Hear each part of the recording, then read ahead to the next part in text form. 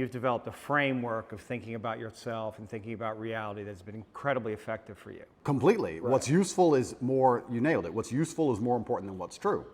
This is an old argument of mine, but I think we discussed it in the last podcast, and I'll say it again. When I say I don't believe in depression, nobody can convince me to believe in depression. That's not a matter of discussing whether depression is real or not. That's a matter of me accepting that my mental model for going through life is more effective if I don't believe I can become a depressed person. Yeah. I don't believe in depression, so I can't be depressed, so that allows me to be more effective. It's not a matter of sitting there going, well, maybe it's true, maybe it isn't. I don't believe in it, so I can't catch it. You shape your own reality through the conviction of your thoughts, your beliefs, and the words that you use. Why else would you adopt any kind of mindset unless it's designed specifically to make you competitive and make you win? You install the software in your mind, right? So if I'm going to install software in my mind. Did you install it? Well, I've tried very hard to curate it. Right, because wasn't it installed by your upbringing? Wasn't it installed by your mother and your father in some way? Good question. Before you were conscious, while you were just a developing child, like something got programmed into your psyche that has to have an impact on you. And those things can't necessarily be known because you were at such a young age. Absolutely. We're all programmed to some degree. I agree with you on this so far. I don't think anybody can escape programming, whether it's society, whether it's a television show, whether it's the people around you, peer pressure, whether it's a religion. We're all programmed to some degree. That's absolutely not really true. What I have done, and what I think most people do not do, is heavily analyze why I hold the beliefs I hold, why they help me. If I don't hold the belief personally, or if I didn't learn it from personal experience, I know where it came from, who tried to teach me that, whether their intentions for me were good or bad. And I've tried very hard to have my mindset rigidly analyzed and make sure that it's put together in a way which benefits me completely and absolutely. And I do not believe in things that take away power from me. Right. I refuse to do that. I would rather say that they are not real. And people will sit here and argue to the end of time that they are real, but they're not real in my world. And I live inside of my mind. So even if you throw me in a Romanian dungeon, the idea that I become a depressed person is not a framework that my mind works within, so I can't become depressed. I can feel a little bit sad, sure, I can feel depressed, but I can't be depressed.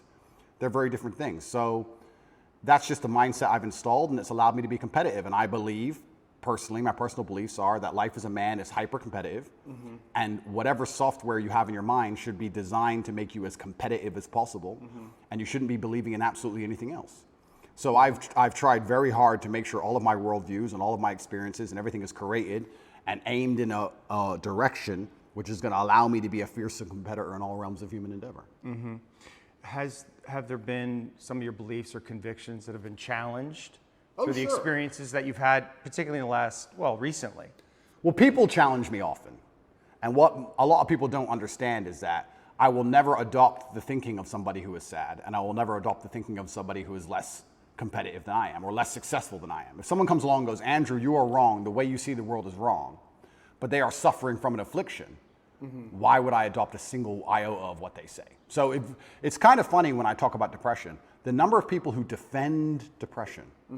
Depression's ruined my life, it's super real, and I lost my wife, and my life is over, and I want to kill myself, it's real. I'm like, surely you should like my worldview. If depression's so terrible and it's destroyed your entire existence, you should be listening to me tell you it's not real. But instead they're defending it and sticking up for it, which I find very interesting. So that's the first thing. In regards to whether I have had any of my convictions challenged, it's kind of amazing. Maybe it's just a semantics trick, and maybe it's that simple. Maybe it's as simple as saying, I feel a little bit depressed today, but I am not a depressed person, and I cannot become depressive. I'm not going to have depression. Maybe it's just a semantics trick, and by saying that alone, I understand that it's a temporary state of mind, which I can alter and I can affect. And I've never struggled with long-term depression or long-term negative thoughts because I don't believe in that mental model. I think that your mind, like I said, it's software, it's programmed in, and they say inside the Matrix or in every single video game, there are boundaries and there are limits. There are certain things you can and can't do. And I don't believe my mind can be put in a state of permanent negativity. I don't believe in that. I don't think it's possible, so it just doesn't happen. You said you experienced depression, some form of depression or depressive feelings and sadness in prison. What were the thoughts that were coming up? What was happening? Well, there's a lot of uncertainty, which is the first thing which That has to be scary. It is scary. It's scary. And also because you're a man who's totally in control of your world, of your life. And that's almost like an imperative for you. And that gives you power. And all of a sudden you're thrust into a situation where you're essentially helpless. Well, you just nailed it. You completely nailed it, because I was exactly about to say it's the uncertainty that I struggle with the most, because in my life, I'm in charge of everything. I know exactly how everything works, and I'm the boss, and I get to control absolutely everything. And this is the first time in a long time I'm in a scenario where I have no power whatsoever, no influence, basically. I don't know what's going to happen. Nobody else knows what's going to happen. And also in my world, I'm the hero, right? I'm the head of the clan. Not just my family, but of a lot of people. A lot of people rely on me. Lots of women rely on me. Children rely on me, etc. So everyone comes to me every time there's a problem. So they continue to do that while I'm in a jail cell, expecting me to have some kind of answer. Right. And I'm like, well, I don't have an answer this time. Every other time I had an answer, but this time is a bit unique. How did that feel? You don't have the answers. You can't help. Yeah. I mean, it was frustrating. It's very frustrating, and it's the uncertainty that would bother me. I don't think I felt sad very often, but I certainly felt extremely frustrated. I would sit there and think, there has to be a way out of this room. Not breakout, but like there must just be some words I can say, someone I can talk to. There must be a way. It's only a door. Like I can't just be stuck in this room. And it was hyper frustrating. Yeah, and the uncertainty of it is also scary, because in my situation, every 30 days they decide if they hold you longer or not. And I was encountering people who had been in there for years in my scenario. So. Well, the uncertainty is a form of torture, really. Oh, absolutely. Yeah, it's torture. It is torture. And it's designed to make you break. You don't know how long you're going to be there for. Nobody knows. You hear horror stories. You see other people getting out who've done worse things than you after a week because they've signed a piece of paper or admitted to something or whatever they've done a deal. And you're sitting there, and yeah, it's hyper frustrating. And I think you have two choices as a man. Often when bad things happen, I feel like you can maybe get depressed and sad about it, but the other outlet's usually anger, or a form of anger. I felt like anger was more, in many cases, anger is more effective, I guess. It's more useful. You were angry in there? I wouldn't say I was angry, but if I started to feel negative, I could turn it into frustration or anger, which I could at least alleviate with 2,000 push-ups. Right. It's better than feeling sorry for myself. Right. I feel like if I had to choose one of the two outlets, deciding to use controlled anger was more beneficial than sitting around feeling sorry for myself. I don't ever believe in moping or feeling sad. So when I was at my worst, perhaps I was a little bit angry.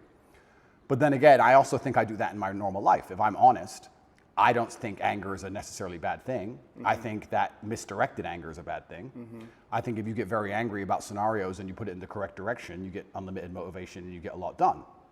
The water behind the dam, it can be destructive, but if it's pushing through the turbine, it powers the town, right? So if I wake up and I go, I want more money, if I can get pissed off enough about it, I can do 36-hour workdays, right? So there's nothing wrong with being angry in my world as long as you are putting it in the correct direction. It's uncontrolled anger, I think, is a problem. Right. Anger can be used as a fuel, and it's necessary. And from my framework, anger sometimes is a mask for pain.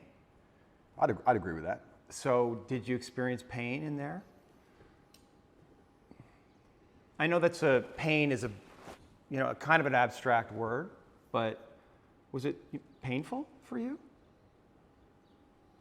Like, I want to know about your pain. Yeah, it's strange because I'm being as honest as possible. It's strange because I had this instilled sense of duty where even though I'm in a jail cell and I can't leave, and even though I'm cripplingly bored, I don't feel like I had time to feel pain, or I didn't feel like I had time to be a victim. You had nothing but time. No, I didn't have time. What are you talking about? Because everyone outside still relied on me.